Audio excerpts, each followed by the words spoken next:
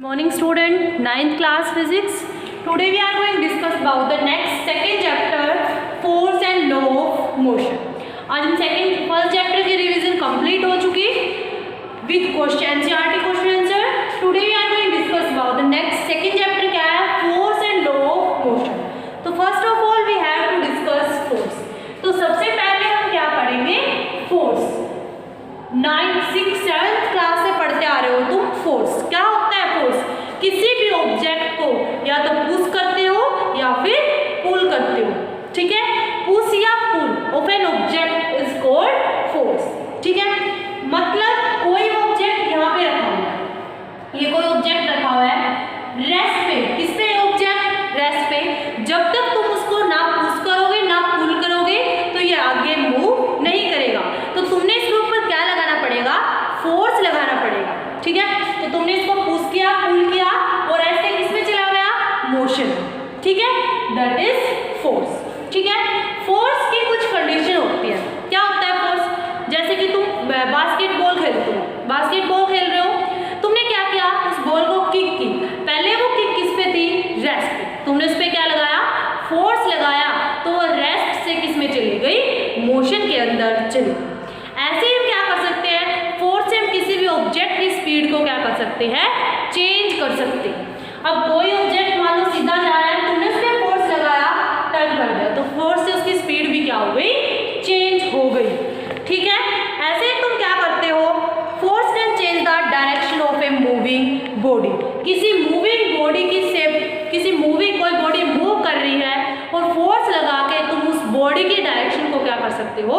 Change कर सकते हो. ठीक है, ऐसे ही फोर्स किसी बॉडी के शेप को चेंज कर सकते हो. मानो डस्टर है, तुमने इस पर प्रेस किया, फोर्स लगाया तुमने इस पर, फोर्स लगाने से इस बॉडी की क्या होगी? शेप चेंज होगी. ठीक है, तो फोर्स क्या क्या करता है? और force can rotate a body. Force से हम किसी बॉडी को क्या कर सकते हैं? रोटेट कर सकते हैं. तो फोर्स से क्या क्या पढ़ा हमने? फोर्स क्या करता है? किसी बॉडी को रेस्ट से मोशन में भी ला सकता है.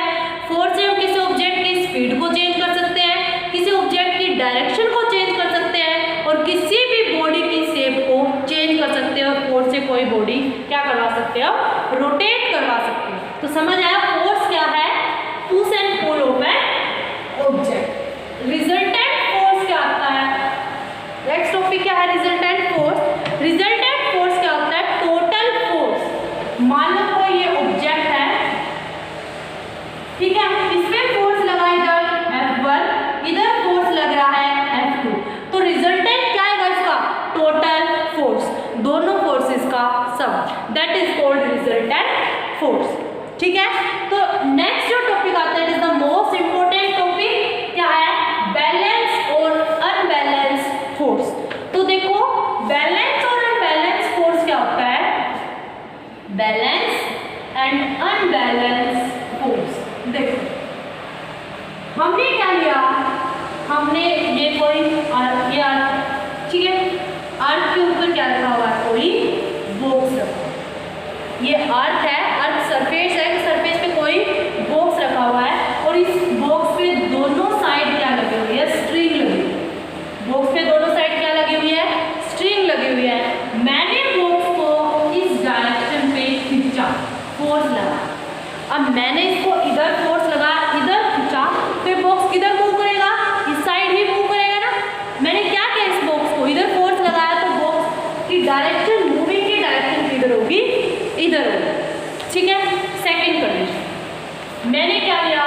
ये बॉक्स सरफेस है, ये बॉक्स रखा, इस पे मैंने फोर्स लगाया F1, इधर भी मैंने सेम फोर्स लगाया F2. क्या क्या? मैंने इस सरफेस पे बॉक्स रखा, उस बॉक्स पे इधर फोर्स लगाया F1, इतना ही फोर्स मैंने सेम इधर लगाया. कोई ऑब्जेक्ट है, उधर से भी खींच रहे हो, उधर से भी खींच रहे हो, तो कहाँ रहेगा? वो उधर ही रहेगा ना. हिलेगा जरूर बट वापस से उसी पोजीशन पे. तो यहाँ पे ये किसमें है? At rest. ये क्या कर रहे हैं? एक दूसरे को बैलेंस कर रहे हैं. दोनों एक दूसरे को क्या कर रहे हैं? बैलेंस कर रहे हैं. तो कौन सा फोर्स है? Balance force. फिर जो नेक्स्ट कंडीशन ली तुमने, नेक्स्ट क्या ली? देखो, ये आपकी सरफेस, ये मैंने बॉक्स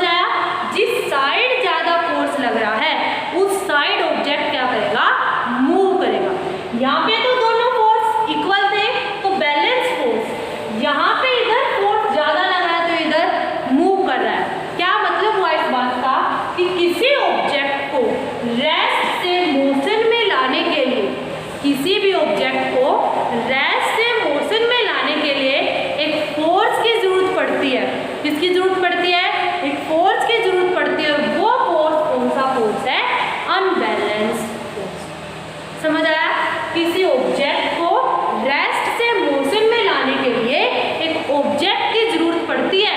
कौन सा ऑब्जेक्ट है? सॉरी, एक फोर्स की जरूरत पड़ती है। एक ऑब्जेक्ट को रेस्ट से मोशन में लाने के लिए किसकी जरूरत पड़ती है? फोर्स की जरूरत पड़ती है। कौन सा फोर्स? Unbalance force. ठीक है, ये तो दोनों बैलेंस हो रहे, तो कौन सा फोर्स है?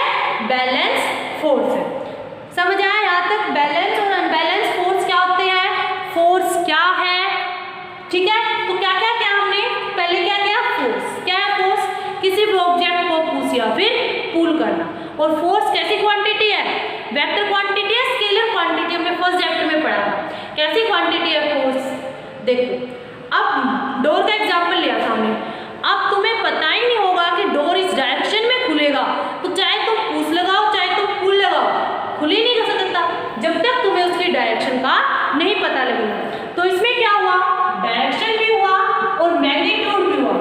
डायरेक्शन और मैग्नीट्यूड दोनों हुए, तो ये कौन सी क्वांटिटी है? Vector quantity. तो फोर्स कैसी क्वांटिटी है? Vector quantity. समझ आया? जो फोर्स है, फोर्स की एसआई यूनिट क्या होती है?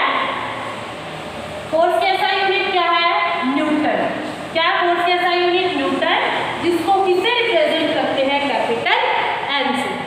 ठीक है, फिर फोर्स क्या क्या कर सकता है? किसी बॉडी की स्पीड को चेंज कर सकता है, किसी बॉडी की डायरेक्शन को चेंज कर सकता है। कोई बॉडी मूव कर रही है, ठीक है, फिर किसी बॉडी की शेप भी चेंज हो सकती है। फोर्स की वजह से किसी ऑब्जेक्ट को रेस्ट में उसको किस में ला सकते हैं?